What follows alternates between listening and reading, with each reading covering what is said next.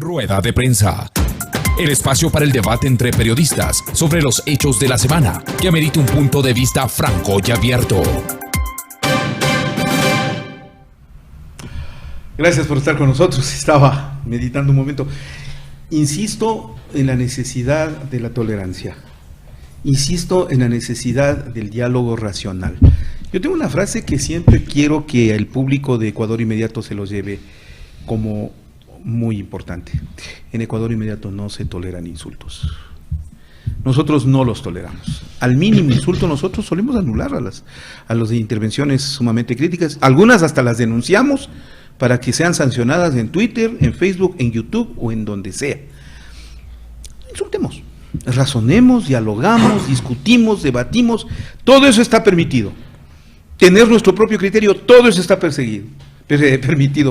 Es que les digo, quien les habla durante 40 años de ejercicio profesional ha sido perseguido muchas veces por su punto de vista, por su ideología, por su posición. Y por eso yo soy bastante sensible al tema de la persecución ideológica. No la comparto nunca. Todos tenemos derecho a pensar. Todos tenemos derecho a tener nuestro propio criterio. Y a contraponerlo sin duda, pero sin ofensas, sin persecuciones. Esto es Ecuador Inmediato, eso sí lo es. A ver, hace pocos momentos concluye la intervención de Fausto Jarrín Terán, el abogado del economista Rafael Correa en el caso Sobornos, yo le llamo el caso Bochornos, que está tramitándose en la Corte Nacional de Justicia. Y le quiero hacer una cápita especial al tema, porque lamentablemente a lo largo de esta semana, 4 puntos han sido altamente preocupantes del caso Sobornos. Uno se viene arrastrando, es el tema del cuaderno de Pamela Martínez. El cuaderno a todas luces es falso. El cuaderno inclusive es alterado, es tajada la parte del código de barras con el fin de no comprobar nunca cuándo fue fabricado. El cuaderno fue fabricado en el año 2018, pero se aduce que fue escrito en el 2013. Segunda contradicción crítica, la presencia de la perito Mantilla, que es llevada ante la Corte Nacional de Justicia para que declare expresamente que existió una estructura criminal dirigida por Rafael Correa desde la presidencia de la República, y esa palabra de la perito es tomada como palabra sagrada por la fiscal Diana Salazar, que dice que con eso ya se prueba. Pero minutos después, la señora va a una declaración en el medio de comunicación digital La Posta y confiesa que ella encabeza una tendencia de Twitter, una cuenta de Twitter en la cual que se denomina el cuentero de Muisli. Ella sigue. Ella sigue. No, que interactúa. Interactúa poniendo twitters en contra de el economista Correa. Le quita toda objetividad. Una tercera es la que presenta ayer el señor doctor Fausto Jarrín cuando expone un informe de una empresa colombiana. Adalit expone con precisión que el documento o los documentos obtenidos en forma presunta de la computadora de Laura Terán fueron hackeados, fueron alterados, fueron falsificados, no son originarios, nunca salieron de la computadora de Laura Terán. Esos corresponden a un estudio que habría hecho la Secretaría Nacional de Inteligencia, la CNAIM, y que fueron facilitados a la prensa y a la Fiscalía, pero que en el fondo le quitarían validez a la prueba porque sería una prueba aparentemente falsa. Tengan cuidado que eso destruye un proceso, ¿eh? La validez de la prueba está en cómo se la obtuvo, cuán real es y cuán legal es una prueba. La prueba hackeada, alterada, le quitas legalidad.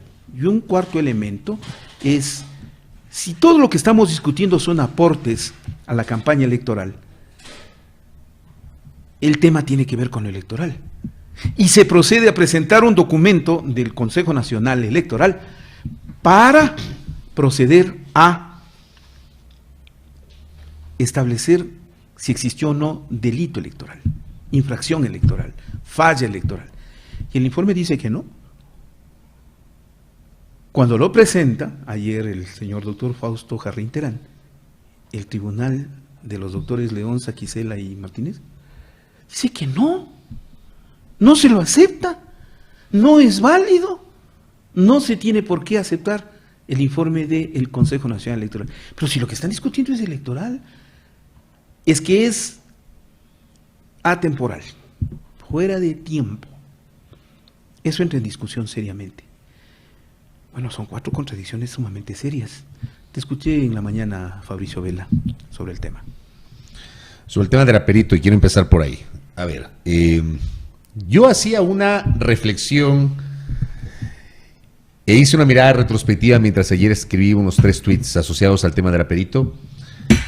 A 1995, que fue el año que vine a vivir a Quito, y ese año fue un año paradigmático. Tuvimos el conflicto bélico, tuvimos la crisis energética y tuvimos la crisis política. Recuerdo. La crisis política matizada por el juicio político y penal contra el entonces vicepresidente de la República, Alberto Dajic. Y su posterior escape. El juicio estaba en manos del entonces presidente de la Corte Suprema de Justicia, Carlos Solórzano Constantine. La Corte Suprema de Justicia funcionaba en la calle Piedrahíta y 6 de diciembre, en ese edificio que ya no existe, junto al Congreso Nacional. Y los periodistas todas las mañanas, muy temprano, antes de las 8, ya nos encontrábamos en la entrada de la Corte Suprema de Justicia esperando la llegada del señor presidente de la Corte, Solórzano Constantine. Y permanecíamos todo el día haciendo vigilia hasta que salía Solórzano para ver cómo se estaba procesando el tema de Dajic por el juicio de los gastos reservados. Ahí recuerdo una frase de Solórzano que le Casi respondía siempre, a los periodistas. casi siempre. Ustedes saben que yo hablo a través de mis providencias. Solórzano no hacía declaraciones públicas, más allá que explicar ciertos pasajes de sus providencias, y repetía constantemente: yo hablo a través de nuestras providencias. Cuando Dajic ya se fue y el juicio penal pues tuvo otros matices, Solórzano Constantine empezó a generar algunas entrevistas, tuvo alguna emblemática con Diego Kendo, fruto de esa entrevista con Diego Kendo, inclusive entiendo que el periodista Kendo ganó un premio, etcétera. ¿Por qué traigo a colación esto? Porque un juez, desde mi punto de vista, un juez, un fiscal que está llevando la parte acusadora o acusatoria, un perito cuyo trabajo es absolutamente técnico, en el curso de un proceso judicial y mientras ese proceso no se cierre, creo yo que deben abstenerse de emitir declaraciones a los medios de comunicación. En el caso de la perito se supone que prestó un servicio netamente técnico, con base en lo cual presenta un informe de la perito. Creo yo que al emitir declaraciones públicas a medios de comunicación, la perito está rompiendo con un principio elemental que es la imparcialidad que debe garantizar un proceso judicial. Yo, en lo personal, lo dije públicamente ayer, lo repetí hoy, lo escribí en cuenta de Twitter, lo digo en este espacio. Yo creo que el perito se ha extralimitado y ha cometido un error que inclusive devela o podría invitar a pensar en una suerte de animadversión contra quien está siendo parte de un proceso sobre el cual ella ha desarrollado una pericia. En el tema del perito, yo no estoy de acuerdo con eso y lo dije. Sobre el tema de la prueba, presentada ayer por Fausto Jarrín, a mí me extraña que el tribunal haya desechado cualquier posibilidad de incorporar prueba nueva. Porque como bien anotaba esta mañana en la radio, a ver señores, lo que abunda para el caso de esclarecer un proceso judicial no debería afectar, más allá de la discusión jurídica que seguramente se habrá generado, que de los plazos, que no hay cómo admitir prueba nueva, qué sé yo le dejo eso al tema de los abogados. Yo voy a la necesidad de transparentar todos y cada uno de los pasos asociados a este procesamiento judicial que algunos le han denominado como el juicio del siglo. Bueno, ese juicio del siglo, como han denominado algunos, debe garantizar al país que no exista una sola sombra de duda sobre la transparencia y el respeto al debido proceso que tiene que tener, sea cual sea la sentencia, cual sea.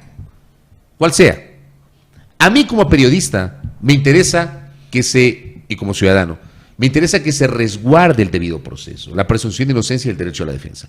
Y que el ciudadano común y corriente sienta que la decisión que adopta el tribunal es una decisión apegada a derecho. Y lo que también quería comentar, que lo mencionaba Francisco en la primera parte, el tema del cuaderno. Cuando estaba relatando Francisco, inmediatamente se me quedé con la frase de Diego Ordóñez, el denominado salto cuántico, ¿no? Hubo un salto cuántico de un cuaderno que supuestamente fue comprado en 2018, pero para relatar hechos de 2013. Más allá de que hoy quienes defienden las pruebas presentadas en el caso de sobornos aseguran que el cuaderno ya es un elemento accesorio porque todo consta en hojas Excel. Bueno, por el cuaderno fue detenido Alexis Mera en un primer momento y María de los Ángeles Duarte en un primer momento, por el tema del cuaderno. Y se ratifica la presencia de Pamela Martínez en el proceso por lo que aporta con el cuaderno. Con el cuaderno.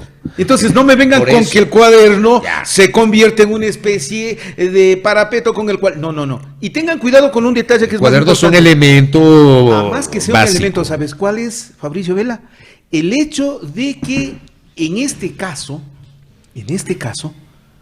el cuaderno presentado como prueba puede nulitar todo el proceso. Porque una prueba ilegal, porque una prueba falsa, porque una prueba que no tiene legalidad, controvierte el proceso. Pero ni siquiera quisieron hacer... Espérate, Daniel, solamente con esto cierro. Recuerda que sobre el cuaderno no quisieron hacer peritaje. Sí, se negaron. Recuerda. Pero es que está atajado. Recuerda sobre eso. Vean y en un estado de derecho, que es lo que yo defiendo, señores. Quiero que se entienda, y esto lo he dicho, con esto cierro antes de darte la palabra, Dani. Con esto cierro. O sea, que se entienda. Cuando yo adopto una postura sobre este tema en particular, a mí no me van a escuchar jamás. No me escucharon antes, no me escuchan hoy, no me van a escuchar mañana. Decir que Correa y compañía son culpables o inocentes, porque no es mi rol. Sí me van a escuchar recurrentemente exigir que se respete el debido proceso. Y un Estado de Derecho que respete el debido proceso, el cuaderno debió haber sido materia de una pericia. Porque el cuaderno en un primer momento fue presentado como la prueba madre. Resulta que ahora quienes defienden el proceso lo reducen a la mínima expresión. Perdón. Ahora sí, no parto. Y es que creo que debemos trascender. Y en estos temas hay que acercarse más a este tipo de realidades. Yendo a las audiencias te enteras que no es un cuaderno.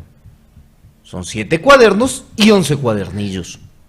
Son 7 cuadernos y 11 cuadernillos. Y 11 cuadernillos. Lo que tiene la Fiscalía y lo que ha presentado la Fiscalía. 100 pruebas documentales, entre las cuales hablan de facturas.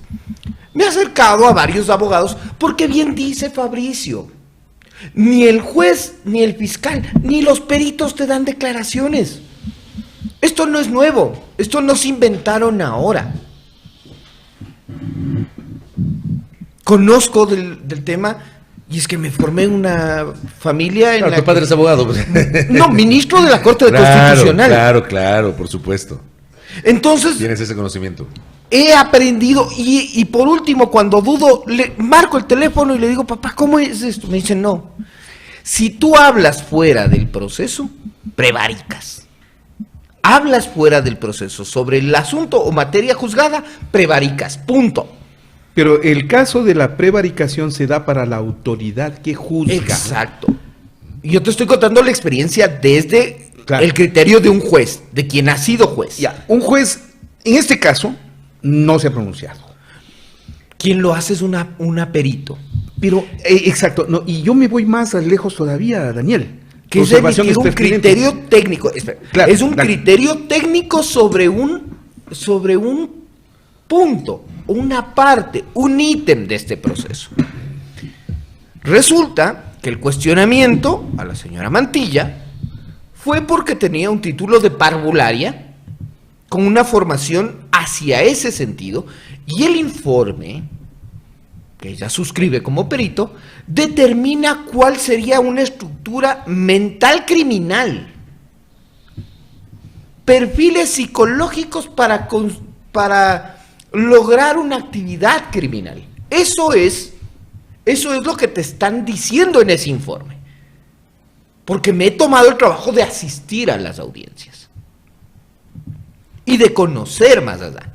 Porque leer a colegas o leer las notas no creo que sea una tarea periodística. Hay versiones o de televisión o de de un periódico en particular, un periódico La Costa, un periódico que lamentablemente son distorsionantes. Son titulares No solo distorsionantes, sino sentenciatorios, sí. desinformantes o con un espíritu crítico inclinado a un lado, obviando, en el caso de un juicio no puede hacerse eso, obviando la otra parte. Exactamente. Entonces, no les hagas caso a eso. No, te acercas al proceso, me acerco, voy, hago la cobertura, levanto la información que en las audiencias no se puede grabar. Claro. En las audiencias no se... No puedes Entonces transmitir en tú vivo tampoco. sacas tu libreta y empiezas a apuntar digamos así, los ítems, los momentos, las afirmaciones o los razonamientos más trascendentes desde tu construcción subjetiva. Pero en el segundo punto, que tú y Francisco bien anotan, resulta que ya hay un antecedente. La Corte Nacional declara la nulidad del caso David Romo. ¿Y saben por qué lo hace? ¿Sabían eso? Por la invalidez de la prueba. Porque agentes del Estado, es decir, policías investigadores, ocultaron pesquisas del caso Romo. Alteraron pruebas, verás. Alteraron. Al ocultar pesquisas, estás alterando la conducción, la hipótesis o lo que sea que, en este caso, la Fiscalía intentaba construir de ese caso. Hay un antecedente. Y cito este antecedente porque quiero hacer hincapié en lo que dije en la parte anterior de este debate, Francisco.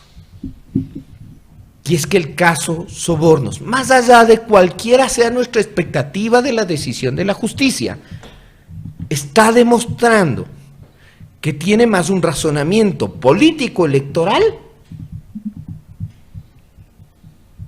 que un razonamiento jurídico.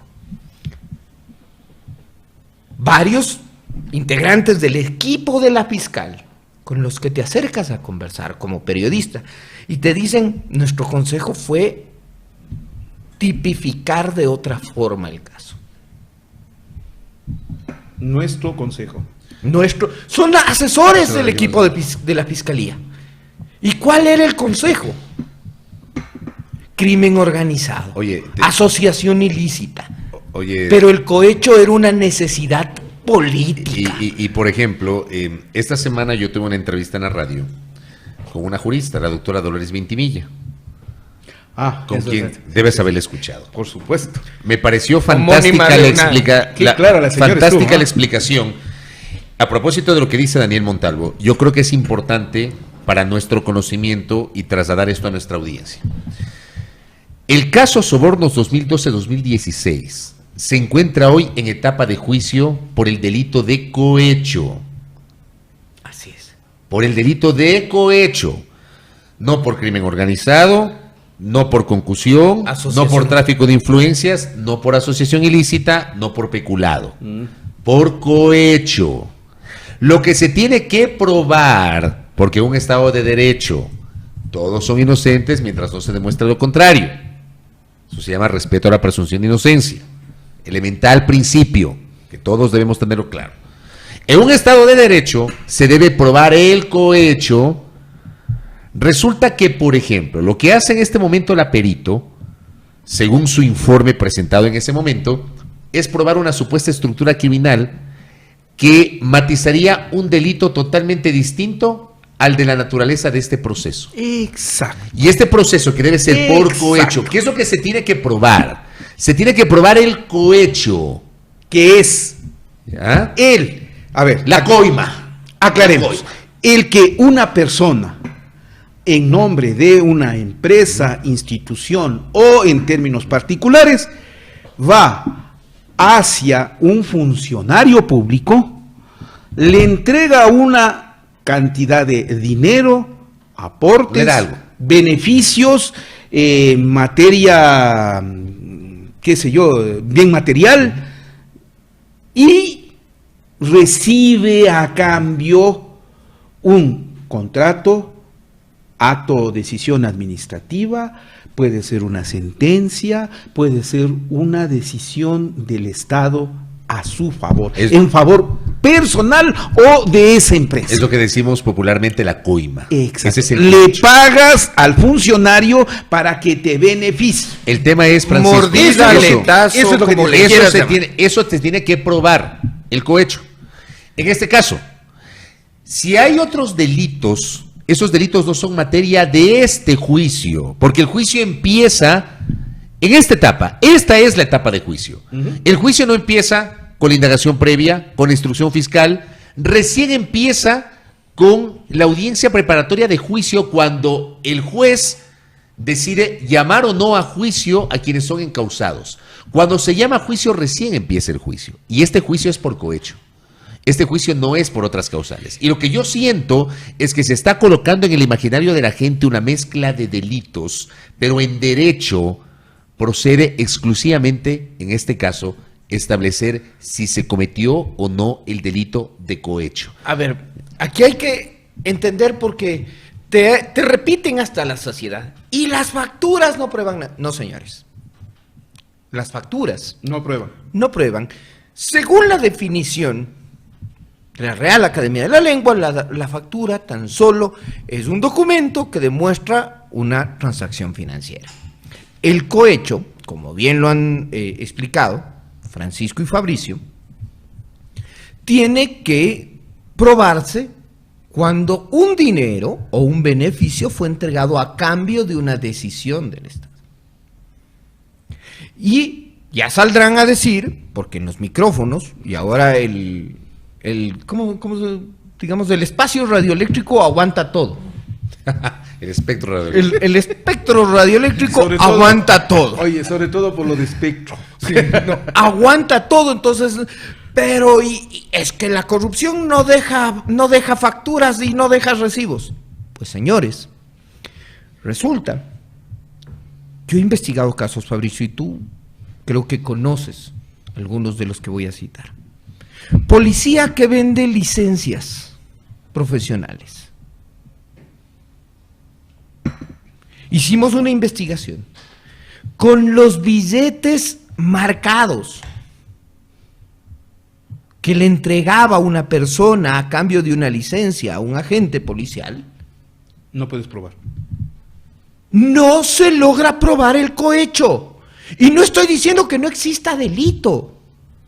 Y nosotros como No, periodistas espérate, no acusamos de ningún delito. Tenemos por qué, mira. Lo que estás Pero- diciendo, perfecto. Solo detente ahí porque lo has graficado de tal manera que prueba lo que yo vengo diciendo desde hace tiempo atrás. Hay delitos que son altamente críticos y muy difíciles de probar. Otro caso que O te sea, quiero citar probar. Y el cohecho es el más difícil. es uno de los más difíciles. No, es el más difícil, dicho por varios fiscales del equipo de la actual señora fiscal. A mi criterio hay otros que también son críticos de probar, pero está bien. Pero, Ya. ¿qué es lo que me...? ¿Recuerdan ustedes? Y voy a citar un caso, no puntual porque no se trata de dar nombres ni de aquí generar una picota.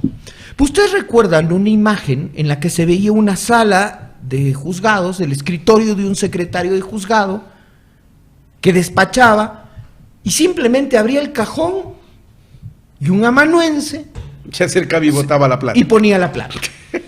¿Ustedes recuerdan esa imagen? Sí. Que se viralizó, en ese entonces no había redes sociales, pero que se difundió en casi todos los medios de comunicación.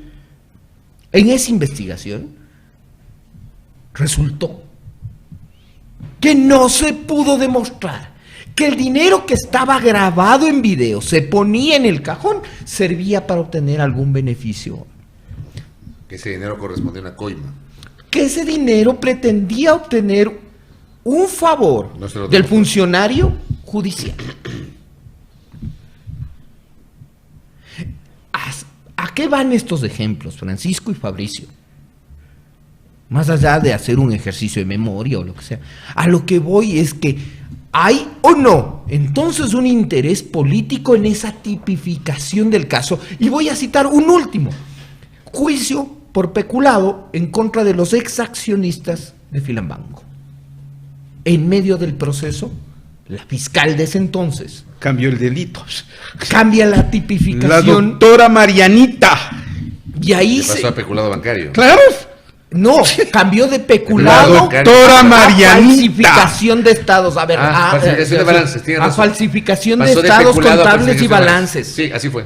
me Y acuerdo. esa fue una de las tesis que la defensa técnica de los exaccionistas de Filamanco, a los que no tengo el gusto de conocer ni de representar, utilizó para declarar o solicitar la nulidad de ese proceso. Fabricio, tú lo conoces. Ya, detente ahí. Vamos a la segunda parte de lo que hemos topado, la perito, el cuaderno. Veamos lo que acaba de pasar, pues. El caso Sobornos no fue una investigación de la Fiscalía. Eso les está diciendo Fausto Terán Jarrín. Eso fue una investigación de la CNAIM, que la pasaron a Fiscalía y a los periodistas. En un programa de radio esta semana apareció un grupo de periodistas con una cantidad de información de la CNAIM que sorprende realmente cómo está en sus manos. ¿Cómo lo obtuvieron? ¿De qué manera llegó donde ellos? Bueno, tendrán que ellos responder. Pero en este caso particular, una de las pruebas que se presenta es la de la señora Laura Terán. Y se dice que gran parte de la información de Laura Terán se obtuvo de la investigación que se realizó a su computadora en la Presidencia de la República. 11 escenarios habla la Fiscalía. No es cierto, pero, perdón, de este en particular. Ocurre que a la señora Laura Terán le fueron a incautar su computadora, ¿se acuerdan? Fueron a la Presidencia y se llevaron su computadora. ¿Cuándo o hasta cuándo trabajó la señora Laura Terán en la Presidencia con Pamela Martínez? Hasta 2013. Claro. 2013. A partir del 2014, la señora Pamela Martínez pasa a la Corte Constitucional. ¿De acuerdo? 2013. Sin embargo, en el caso de la computadora de la señora Laura Terán, van a la Presidencia y la retiran en el 2018, y ocurre que aparece con registros del 2016. Del 2017. Y esos son presentados como pruebas por la Fiscalía. ¿Ah? Pero es la computadora de la presidencia. Claro, lo que incautaron en la Presidencia. En la Presidencia. En la Presidencia. Lo que correspondía a la señora Laura Terán. Porque también incautaron otras computadoras, ¿recuerdas? Y no había computadora de Pamela Martínez. Hay que hacer una... Perdón, no, dispensa. Ahí, ¿qué tienes? Que en la computadora de la señora Laura Terán aparecieron los cuadros de Excel, aparecieron una serie de datos. Está bien. La Fiscalía los concluyó como su investigación, que no lo habría hecho la Fiscalía. Ya le están poniendo en duda. Le están poniendo en duda, no yo. Le están poniendo en duda. Ya les voy a decir quién. Y entonces ocurre que esa investigación de la señora Pamela, digamos Laura Terán, es presentada, y es uno de los elementos aportativos muy fuertes, y del lado del economista Correa, su abogado, procede a revisar esa información y hacen un análisis comparativo con una pericia sobre lo entregado a investigación por parte de la Fiscalía por esta empresa colombiana Adalit, que tiene la misma información que fue presentada en el proceso. Y concluye que esa es información hackeada, alterada. Eso concluye Adalit, no yo, Adalit. Es información alterada, es información hackeada, es información sembrada.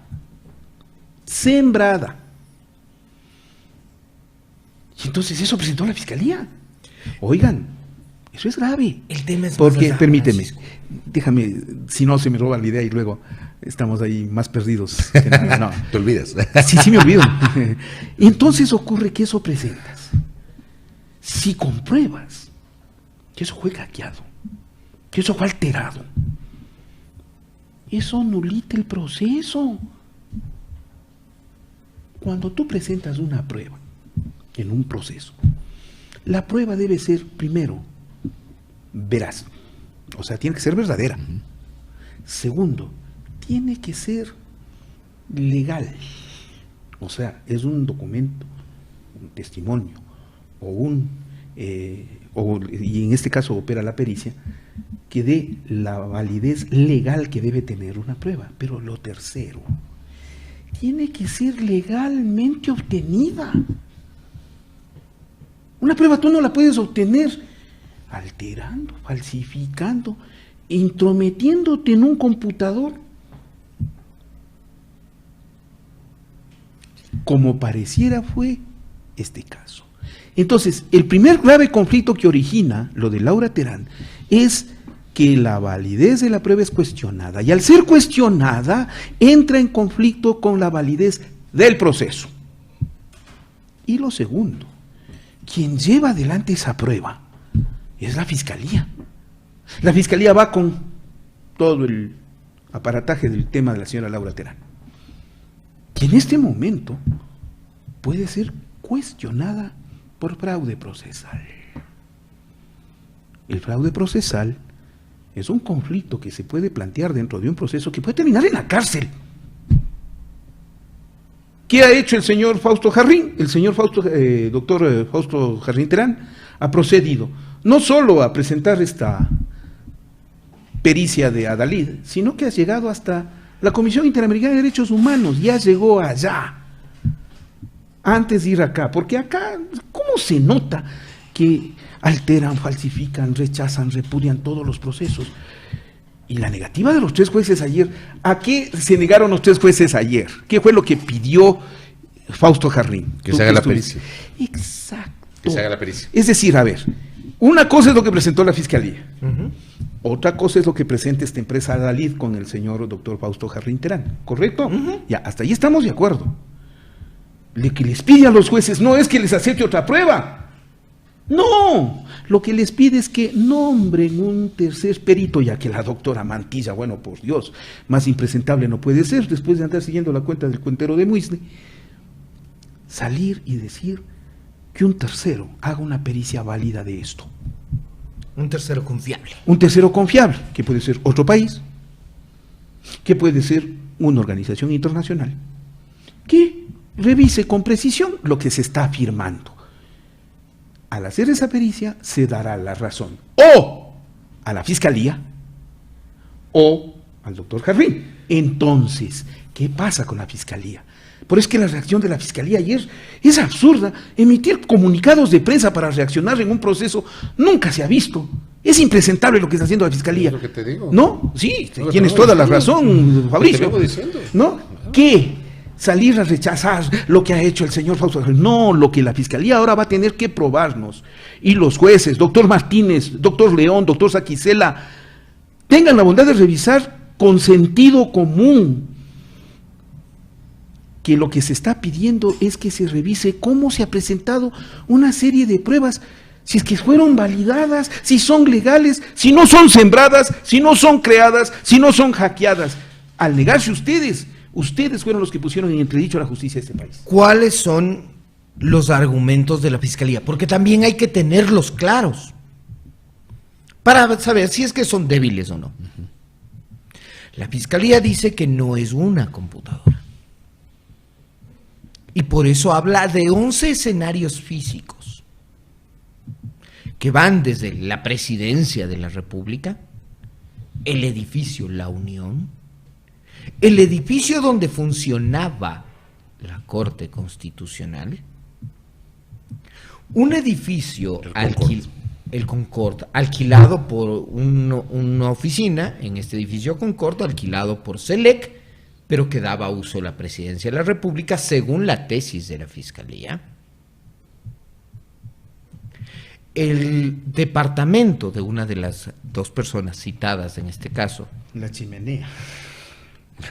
La chimenea de Pamela Martínez. Ahí fue que encontraron los Y cuadernos. así van recorriendo.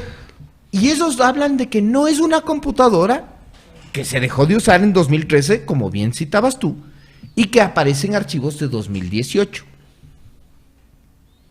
Sino que hay varias computadoras, varias memorias en todos estos escenarios que les han permitido recabar esa información.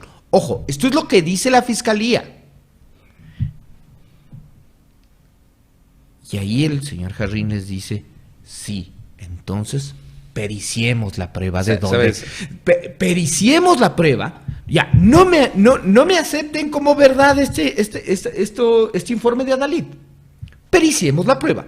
Porque hay cómo extraer el origen de los archivos que bien está citando Francisco. Hay cómo extraer el origen, cuándo fue creado, por quién fue creado, en dónde fue creado.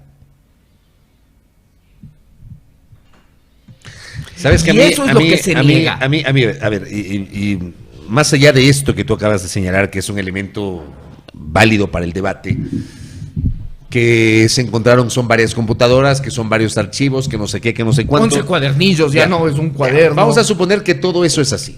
Pero todo eso, para mí, de alguna manera, pierde seriedad cuando, por ejemplo, te encuentras con relatos como el de Santiago Cuesta en alguna entrevista con Milton Pérez en Radio Sucesos. Cuando habla de que por ahí un funcionario de la Presidencia de la República encontró la computadora de Pamela Martínez y estaba abierta una hoja Excel y que este empleado, que creo que era un conserje, tenía en el bolsillo, metió una flash memory o un pendrive, como y dice, se guardó la hoja. y se guarda la información y luego le quiso vender en $50,000. No. Usted se acuerda de la fly memory. El tema es cómo este tipo de relatos le quitan seriedad al proceso. O como ese relato de que supuestamente tenía toda la información en una flash memory y que resulta que la metieron en un vaso de agua un vaso con agua para que se destruya la flash memory. O el tema de que un día en un vuelo de Quito, Guayaquil o Guayaquil, Quito, le dio el impulso de empezar a escribir y escribe el cuaderno como una especie de diario con sus memorias en tiempo presente, con números exactos, con citas exactas en tiempo presente. O sea, todos estos elementos anecdóticos, desde mi punto de vista, que también se han mencionado, le quitan seriedad a la calidad de las pruebas que tú, en cambio, estás mencionando.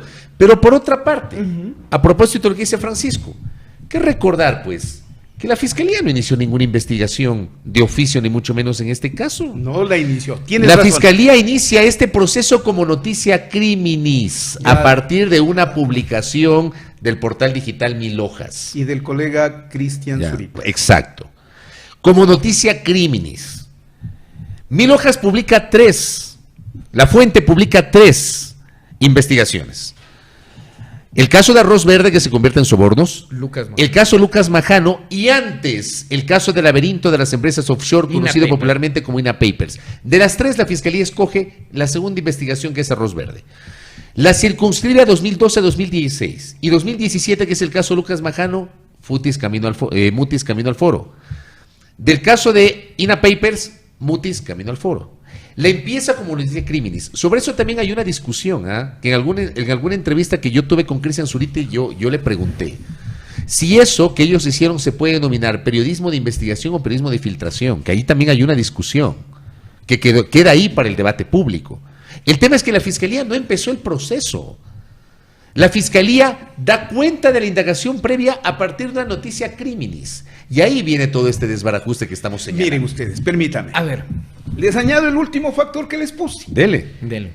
Todo esto es en discusión a que existió por parte de un grupo de empresarios que, exigidos, llamados, pedidos, solicitados por Alianza País y su grupo gobernante, les pidieron los aportes para la campaña electoral.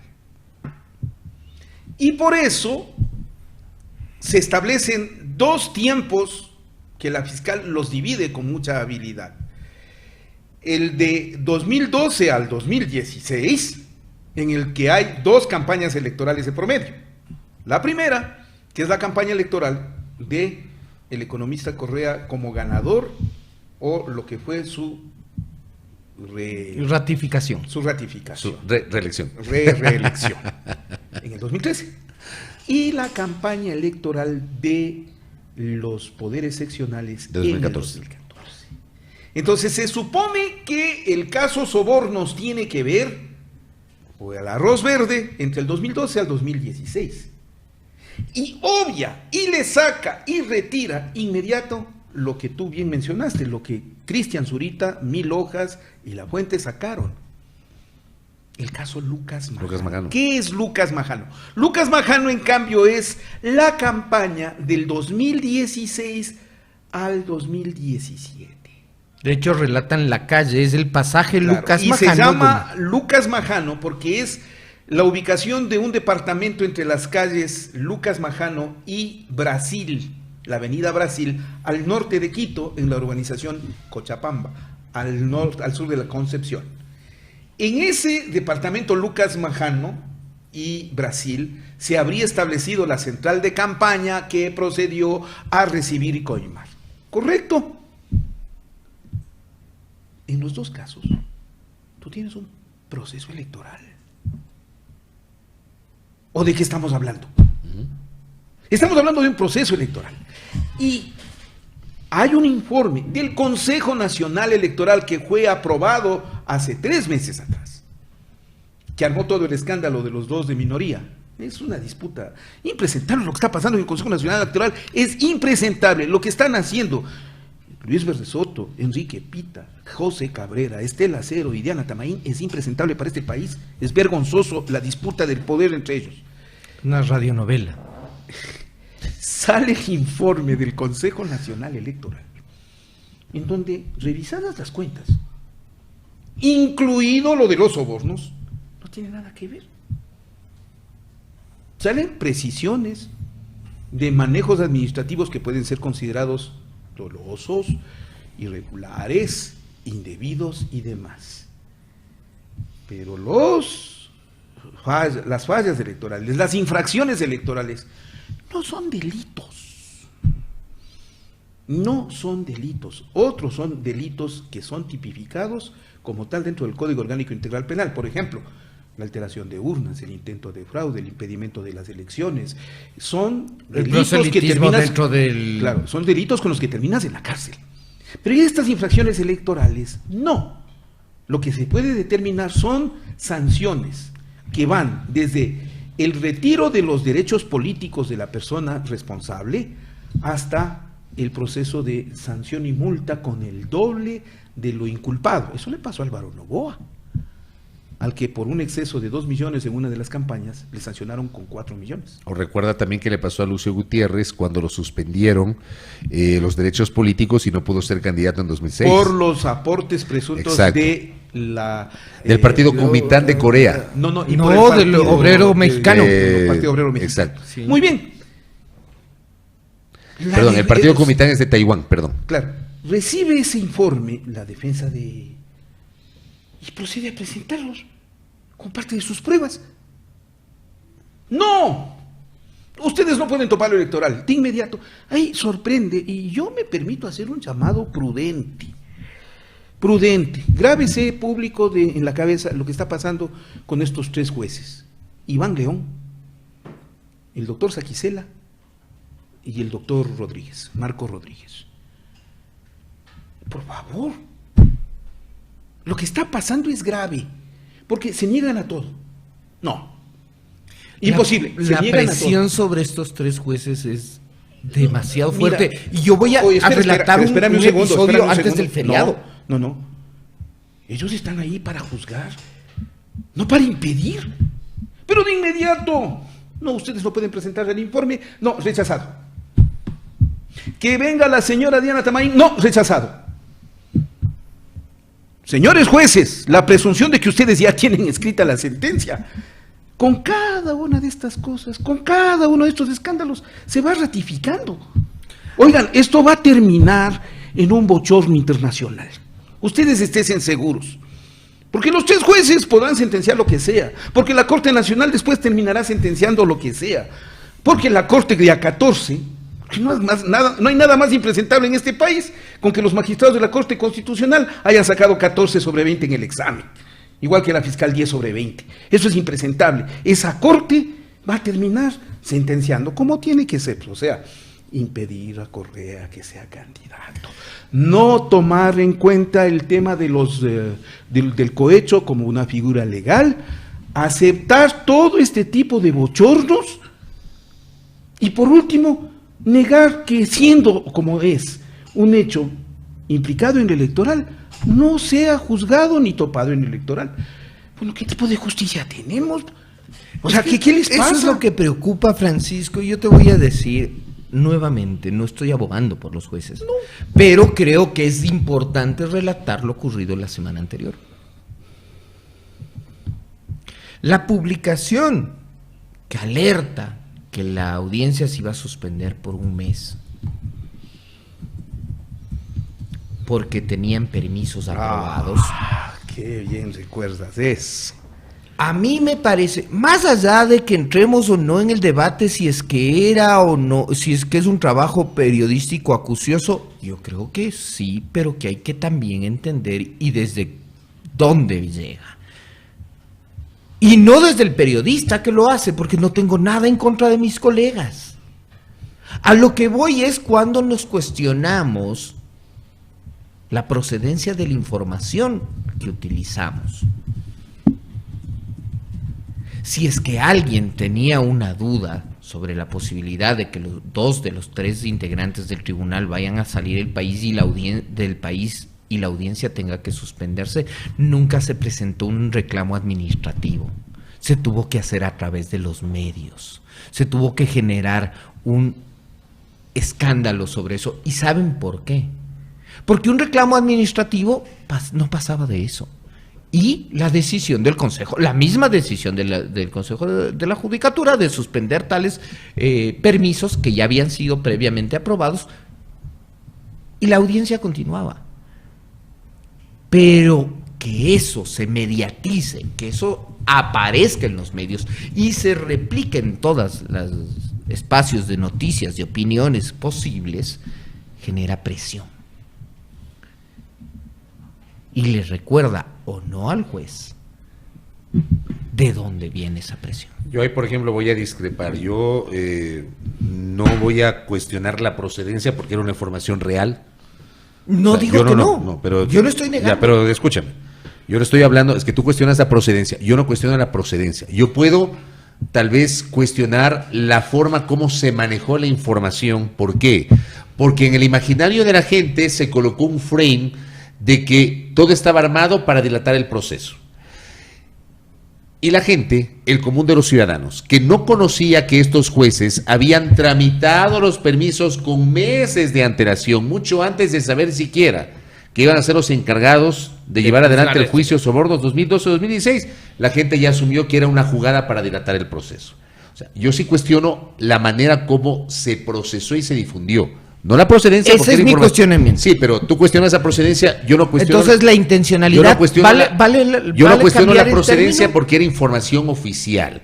El tema es cómo los periodistas procesamos la información que recibimos, cómo además contrastamos, era una información oficial. O sea, ese es mi punto. Ahora, sobre este tema que evidentemente se mediatizó, frente a la reacción de la opinión pública, efectivamente hubo una presión y fruto de esa presión, señores, ustedes ya no se van de viaje y tienen que terminar con el proceso. Si eso se presentaba como un reclamo administrativo sin la necesidad de la mediación. Probablemente sí. Lo que te estoy diciendo es que discrepo con la parte de la procedencia. Porque no hablemos oficial. De la procedencia, hablemos de la intención. Eso puede ser otra cosa. El tema de la intención lo puedes evidentemente analizar, puede generar suspicacias, pero la procedencia es una información real, ¿no? Era una información real. Ahora, yo personalmente creo que este tema fue tan maltratado desde el principio porque no quisieron mirarse a sí mismos. ¿Cuál es el concepto entre todos los agrupados en los partidos políticos y demás? Pero si esto se ha hecho siempre, pues. Pero me muero, ¿qué se asombran si siempre hemos pedido, si siempre nos han contribuido? Y el empresariado ecuatoriano que tanto nos grita de la... ¿Cómo es? transparencia. de la transparencia y todo lo demás, termina pagando las campañas políticas de la clase política ecuatoriana. Y siempre ponen para todos los caballos que corren. Entonces, digo, eso es lo que no queremos juzgar. Ah, ya entendí. Aquí solo se juzga el arroz verde. ¿Cuánto dieron para los socialcristianos?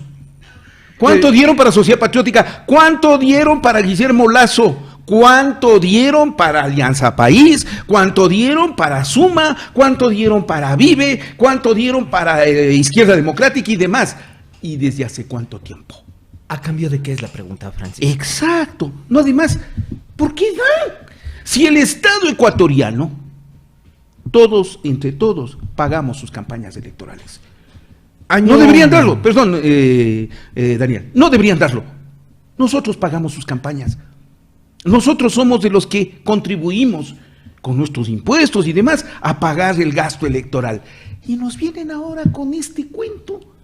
Y no quieren juzgarse, porque no quieren juzgarse. Lo que debería hacer el señor doctor Saquicela, el doctor León y el doctor Martínez es abrir el proceso de investigación y ordenar que la Fiscalía investigue a todos los partidos políticos. A ver cuánto de delictivo tienen la clase política, que en el Ecuador es muy delictiva. Que averigüen cuántos dineros ingresaron a todos los partidos, pues. Y no solo se queden en uno, además, haciendo el ridículo, porque no hay nada peor que el ridículo en el que estamos metidos ahora, que como digo yo, bien queda ya no como el caso sobornos, sino como el caso bochornos, que es lo mejor que le Tan puede solo decir. como un datito para complementar lo que tú dices, julio de 1999. Días previos a la orden de detención del señor Fernando Azpiazu Seminario, ¿ustedes se acuerdan de esa declaración que algunos dijeron era demoledora? Bueno, ¿y qué hacemos con los 3 millones de dólares que se aportaron a la campaña del entonces presidente Yamil Maguad? ¿Ustedes se acuerdan? ¿Alguien se convirtió eso en una investigación? Y yo se Claro los he que- preguntado. No, si hubo una investigación No. que terminó, terminó con que el doctor Ramiro Aguilar, que era abogado en ese entonces de la Democracia Cristiana, terminó dándoles el vuelto. Les entregó $300,000 de vuelto al Consejo Nacional Electoral, con el que no saben qué hacer. Hasta ahora no saben qué hacer con ese vuelto de lo del señor Azpiazu. Pero ¿ustedes se acuerdan de eso? Sí. Algunos nos Y yo, acordamos, y yo todos. les quiero plantear, como bien decía Francisco, ¿dónde están los demás aportes? ¿Qué gran apostador pone plata para un solo caballo? Depende, ¿no? Si tienes confianza en el caballo y en el jinete. Depende, ¿no? Sí. ¿No solo en Depende. uno? Sí. Yo conozco en los gente que en el se hipódromo- apuesta a caballo ganado. Depende, ¿no? Sí, sí. Depende, No, cuando ¿no? sabes que el caballo de ley gana. O sea, sí. claro, pues si yo voy a la campaña del 2013, o sea, la campaña del 2013 está claro quién iba a ganar. No, y además, esa pregunta se acepta, ¿sabes cuándo?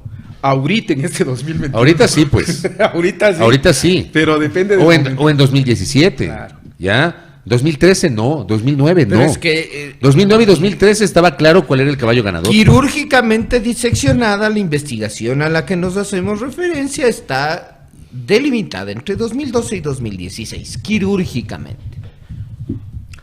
Hacia de hoy. Terminemos.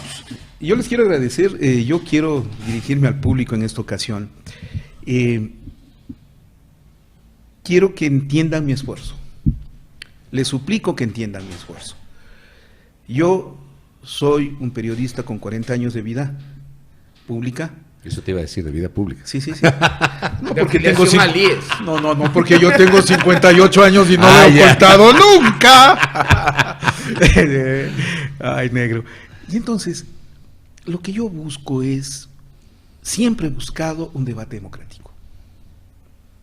Y ustedes están en la obligación de debatir democráticamente en el país. Miren, discutamos en orden, en paz, con nuestros criterios, defendiendo nuestras posiciones, pero sin insultos. La decepción que me ha llevado el día de hoy en nuestra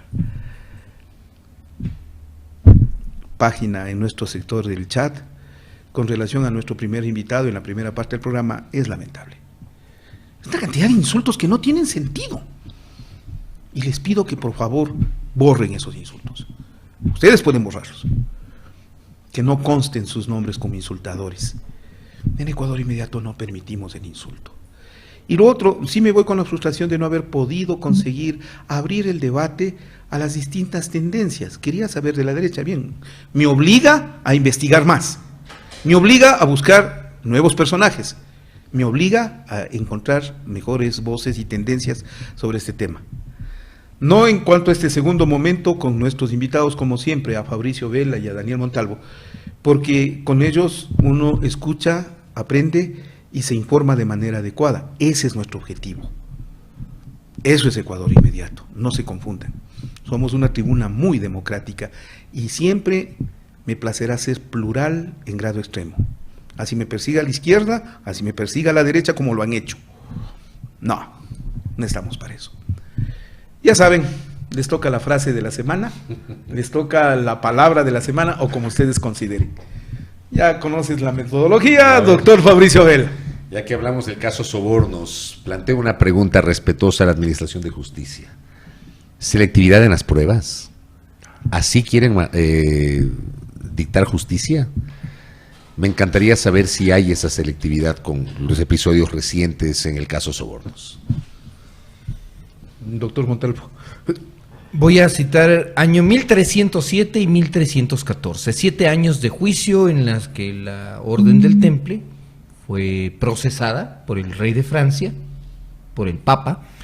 En ese entonces se dio como verdad la sodomía, la que adoraban ídolos y que además tenían prácticas heréticas. Varios siglos después, finalmente se conoció las prácticas de ese juicio, que se forjaron pruebas y que se torció la justicia para que el rey de Francia no pague la deuda que tenía con una orden de monjes soldados que además eran banqueros. Ha habido muchas historias que se tejan a la justicia. Recordarles que alguna vez, puede ser siglos después, puede ser años o puede ser meses, se conocerá cómo se procedió, cómo se procesó y si se forjó o no se forjó algo, si se respetó o no el derecho a la defensa. Todo algún día sale a la luz. Esa es mi conclusión. Yo me temo, y esta es mi evaluación, que la palabra bochorno sea la más utilizada en este tiempo para definir lo que estamos viviendo ante la justicia. Pero depende de jueces como el doctor León, el doctor Saquicela o el doctor Martínez, para que el bochorno no continúe, por favor. Hagan conciencia que lo que se viene es un reclamo internacional y esto cuando se difunde hacia afuera es realmente incomprensible. Si ustedes lo permiten, el caso Bochornos termina siendo un problema sumamente grave que le afecta a la imagen de la nación, no más. De ustedes depende. Lo que ha pasado esta semana aumenta esa imagen de bochorno. Al doctor Fabricio Vela, al doctor Daniel Montalvo. Gracias, doctor Herrera. Doctor Francisco Herrera, hoy aparecemos abogados. Por favor. Bueno, yo sí soy abogado.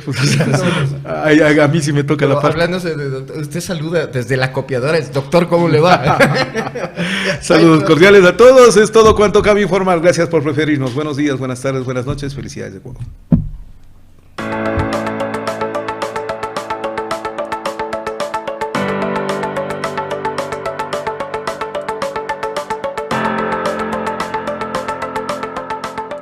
Ecuador Inmediato presenta entrevistas, análisis y opinión en su programa El Poder de la Palabra. Rueda de prensa. El espacio para el debate entre periodistas sobre los hechos de la semana que amerita un punto de vista franco y abierto.